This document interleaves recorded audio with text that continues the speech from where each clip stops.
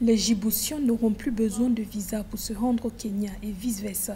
L'accord de suppression des exigences de visa entre le Kenya et Djibouti a été conclu le 11 juin 2023 lors d'une rencontre entre le président kenyan William Ruto et son homologue djiboutien Ismaël Omar Guelleh à Djibouti. La décision vise à stimuler le commerce, les investissements et le trafic aérien, tout en renforçant l'intégration africaine et les relations entre les deux pays.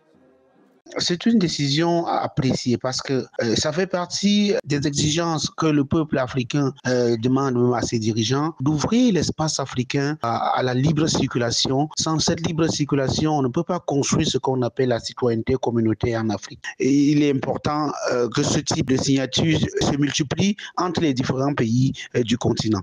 Dans le cadre de cette mesure, le Kenya et Djibouti ont convenu de la reprise des vols directs entre les deux pays.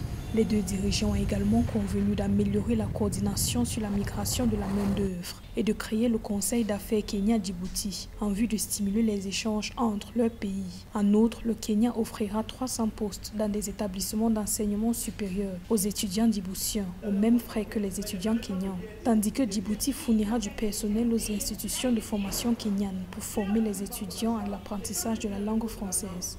Les deux pays sont séparés juste par l'Éthiopie et il serait important qu'on annule ces visas-là pour qu'il y ait une facilité de mouvement entre Djibouti et le Kenya.